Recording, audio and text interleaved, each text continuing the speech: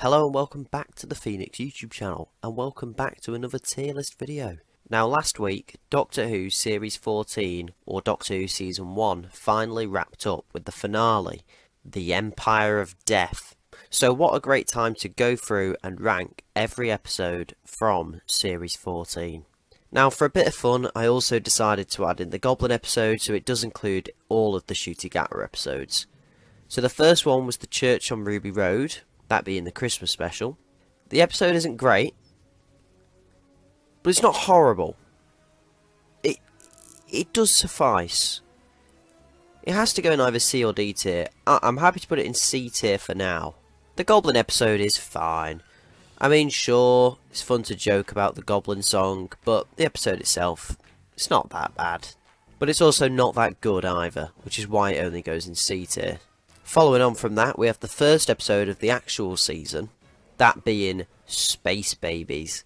Now, I do like the title, because it is a callback to the first episode of Classic Who, with The Unearthly Child.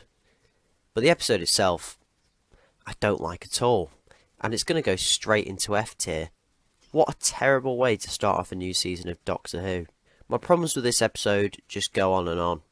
The main one being the villain, the Bogeyman. Where the big twist was, the Bogeyman was made of bogies. Where is the writer that we used to have? Where's the old Russell T Davies gone? What is this? The old Russell T Davies would never condemn a monster actually made of bogies. This is disappointing. It was a really bad way to open up the series. I also didn't like the plot, and it didn't make sense. One scene, the babies were ganging up with a flamethrower trying to kill the Bogeyman. And 10 minutes later, they were all begging Nanny not to kill the bogey monster. It just doesn't make sense. It's just crap.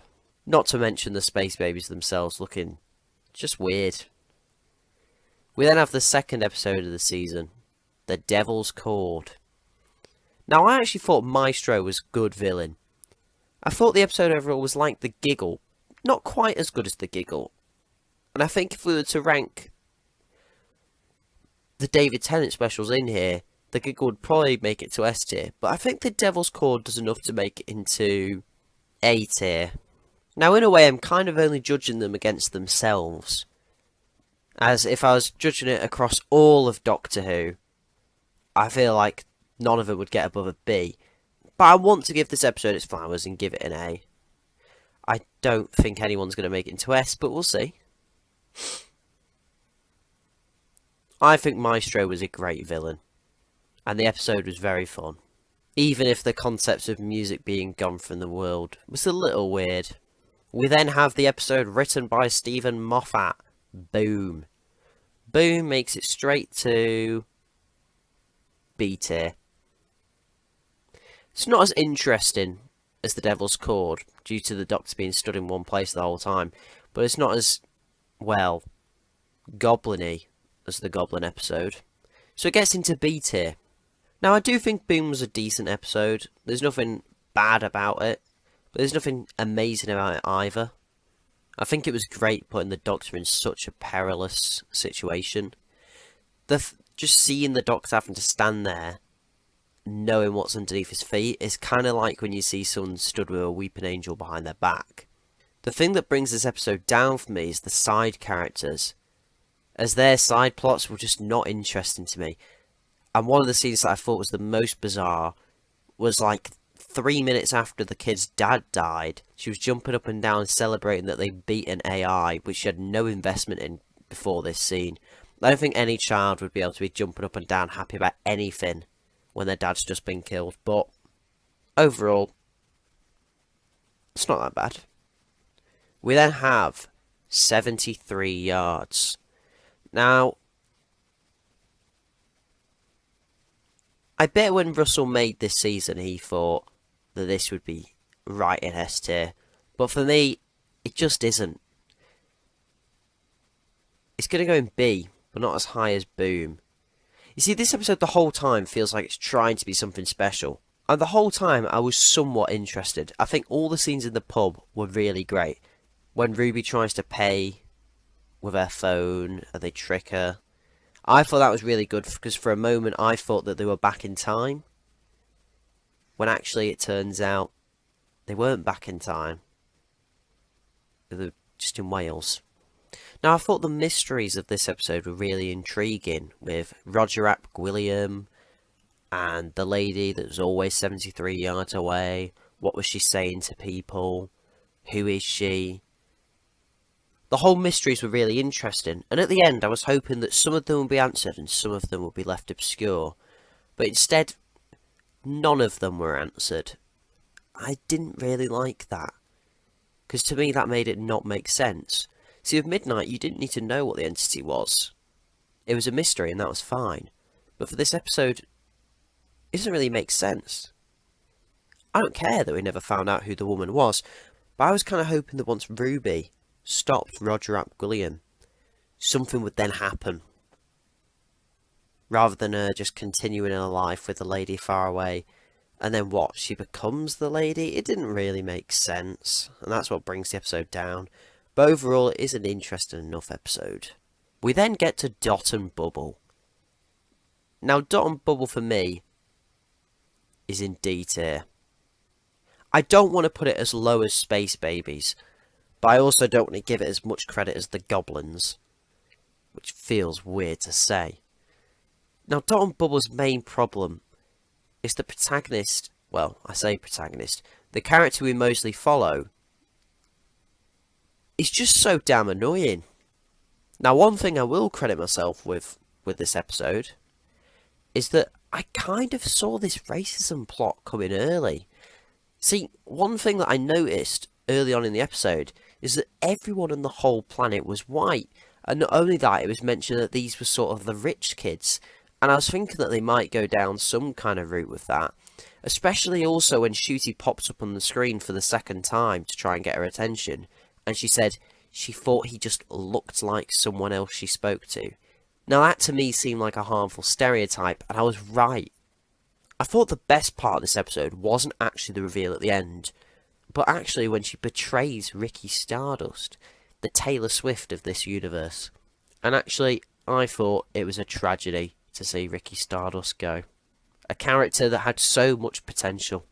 I wanted his own spin-off show. I mean, maybe Ricky Stardust could have even formed his own band. Imagine Ricky Stardust and the Space Babies. Or Ricky Stardust and the Goblins. So much potential for that character. So much potential wasted. And talking of characters with potential, let's go ahead and put Rogue in A tier. Remember, this is compared against the rest of the series and not compared against the rest of Doctor Who. Now, this episode felt familiar. This episode felt like Doctor Who. I love the background music where it was played classically, but the songs were Billie Eilish and Lady Gaga. And one moment that really stuck out to me was when the Doctor stood on that thing and all of his faces were shown. And one face that was shoved in there was Richard E. Grant. Now, a lot of people immediately went, oh my god, the Schalke Doctor. And I knew that. I knew that watching it live. But my first thought was the Curse of Fatal Death. And that's what I'd like to interpret it as. That's not the Schalke Doctor. That's Richard E. Grant from the Curse of Fatal Death, thus canonising the Rowan Atkinson Doctor. I would also like it to be part of his character that, much like in The Family of Blood, when David Tennant traps himself in a human body as Mr. Smith, maybe the Rowan Atkinson Doctor did that once and trapped himself as a Mr. Bean. But maybe that's a conversation for a different video. I also thought the character of Rogue was interesting and very much Captain Jack Harkness-esque. Now, I do think Rogue will return at some point, either in Series 2 or Series 3. Overall, this episode was the most Doctor Who feeling episode of the series. But it wasn't the only Doctor Who feeling episode, as The Legend of Ruby Sunday also fits the bill. And for me goes into either A tier or B tier. Actually, no. I'm going to give it S tier. Only compared against its counterparts, not the rest of the show, it goes in S tier. And that's because it was the first one that fully interested me throughout. I wanted to know who Mrs. Flood was. I wanted to know who Susan Twist was. I wanted to know who Ruby's mum was. I wanted to know who the one who waits is. I wanted the answers to all the mysteries that were spread throughout the series, and this episode really leaned into them. It ended with one of them being found out, the Susan Twist mystery.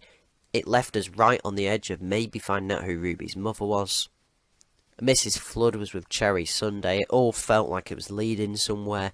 This episode was great, and felt like it was setting up for an even better finale, which in the end under-delivered for me. I'm going to put it above these two because it wasn't fucking annoying, but I'm going to keep it below Church of Ruby Road because it didn't have the Goblin song, did it? Okay, at least this one came out with an absolute banger, which they wanted to get to Christmas #1. This, what did this give us? It gave us nothing. Okay, fine, so it gave us some stuff, but what it gave us wasn't really that great.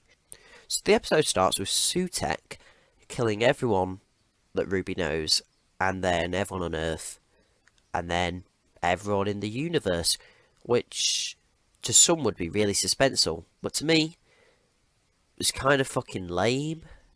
I mean, killing everyone in the world kind of felt a bit too like the Series 3 finale, but at least then they ended the first episode with it to set up the second one. I feel like they timed it wrong. I feel like Sutek should have started to spread the sand, taking out people like Kate Stewart in the cliffhanger, but instead we just started the episode with it. And as soon as it was happening, you just knew it was going to get reversed somehow, so it didn't really feel like real stakes. And the way it was reversed at the end was just so fucking stupid. I mean, apparently the TARDIS has a feature where if you blow a whistle, it opens some kind of random beam in the middle of the TARDIS. Why would that feature be there? Why would the Doctor know that's there if it's a new TARDIS? When would he have tested that?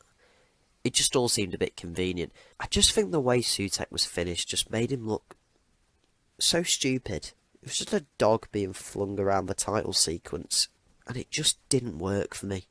Not only that, but most of the episode leading up to that was just a bit boring. I didn't really care much for that spoon scene. I felt that most of the scenes actually in this series as a whole just felt like they went on too long. Each scene lingers for more than it needs to. A lot of them just go around in circles and don't actually say anything new. Not only that, but the mystery of Ruby's mum was so underwhelming. Now on paper, Ruby's mum being a no one, it's interesting. It's a fair way to subvert expectations. But why it doesn't work is the fact that whenever she brings up her mum, it snows around her. So, if her mum's just a normal person, why can Ruby summon snow every time she brings up her mum? It just doesn't really make sense. Also, the stuff with her mum pointing, but then also not pointing in the video, that doesn't make sense then, if she's just a normal person. And also, just the fact that Sutek kept him alive because he wanted to know who Ruby's mum was.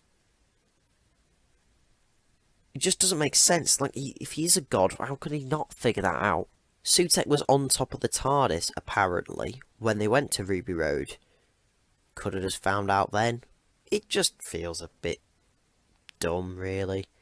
Also, Sutek clinging to the TARDIS for that whole time since Tom Baker's run just makes fuck all sense. My first thought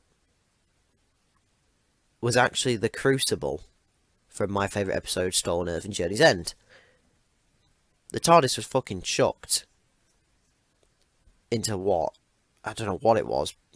The heart of a dying star? No, that's Avengers Infinity War, but it was chucked. Was it called Z Neutrino Energy or something? The TARDIS was chucked into something that could destroy it. So if it can destroy the TARDIS, I feel like it could destroy Sutek. Now, luckily, the TARDIS just escaped in time. But if Sutek was clinging around it, surely Sutek would have just burned up and died. Would have at least hurt him, surely. I think I also saw people bring up Heaven Sent. There are so many episodes where it just feels a bit weird for... I don't know how I feel about Sutek clinging onto the TARDIS the whole time. But the finale wasn't a bad episode, it was just a bit underwhelming. Underwhelming is actually a good word to describe this series as a whole. Alright, I'm going to leave that ranking there. Thank you for watching this video. If you did enjoy the video, please leave a like and subscribe if you want to see more videos like it. Thank you for watching.